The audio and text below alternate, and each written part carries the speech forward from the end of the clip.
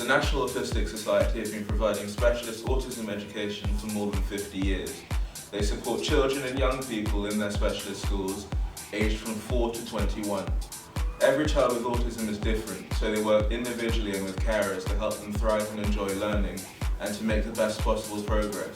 They support children and young people in their centres within mainstream schools and in further and higher education.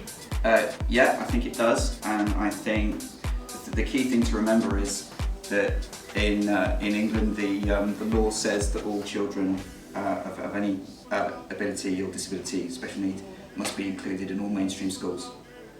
Autism is one of the fastest growing conditions in the world, and it is the name for a range of conditions that affect the way a person sees the world, processes information, and interacts with other people.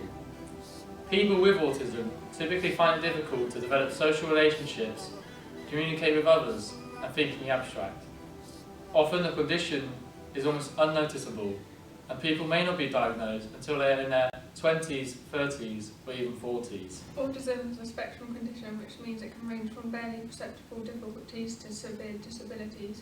Each diagnosis of the autism spectrum is varied and have very different meaning. Yes, there is. A lot of the colleges have got particularly well known for the support they can offer young people who've also got a diagnosis. Certainly the universities on open days make sure that they're aware. What we tend to do with the older students going through is to make contact with universities that they're interested in first, so they can have a chat before they go. Technology today is a lot better, so you can actually do the virtual look around some of the places, work out whether a campus is better or you're going to be better in university town, all of those sorts of things. There's National Autistic Society offers befriending as well, that can vary from university to university. So there should be people out there, depending on the level of need. I mean, there are young people who are really brilliant, but still need somebody to remind them to put a wash on once a week. I think that's true of all students though, but particularly for people on the spectrum, just to remind them how to get from A to B, when to buy food, those sorts of things. And other times it's just having friends to go with them to clubs and societies to get them started. Each person with autism has individual gifts, strengths and difficulties like anyone else. However, a person will be diagnosed as having autism if to a greater or less extent. They show some of a range of typical characteristics. There are 3 areas in which people with autism often experience difficulties. Social communication.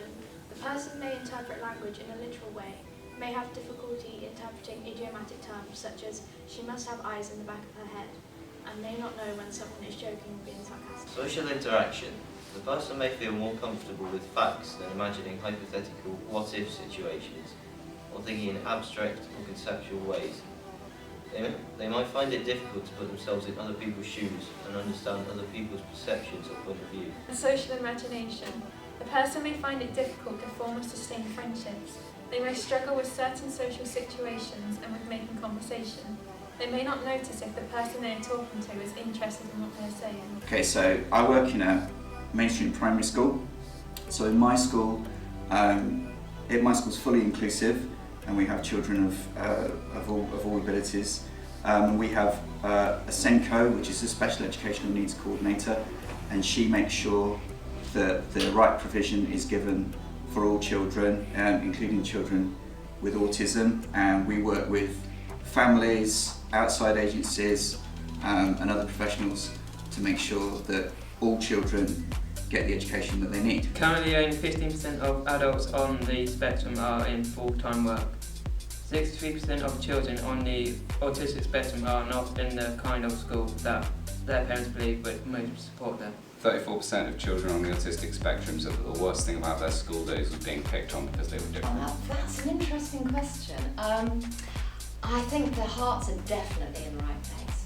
I think sometimes that they may think they're putting the right support in, and it may not be quite right. Sometimes they feel that they're going to change people with autism. So they'll go in and say, oh, we had a visual timetable, but he's doing so well he doesn't need it anymore. And then sometimes the little one doesn't need it because he's very familiar with the curriculum in the day in his school in year 1, but then year 2 he has to start again. So it's the understanding and the acceptance that autism is a lifelong condition, and it doesn't need curing, it just needs simple adaptations put in place to remove the difficulties that they can face in a neurotypical world. So yes, that would be my only concern. By watching this video, you now have a better idea of what autism is. You are able to spread this video and your knowledge to friends, colleagues or anyone else. You can make a difference.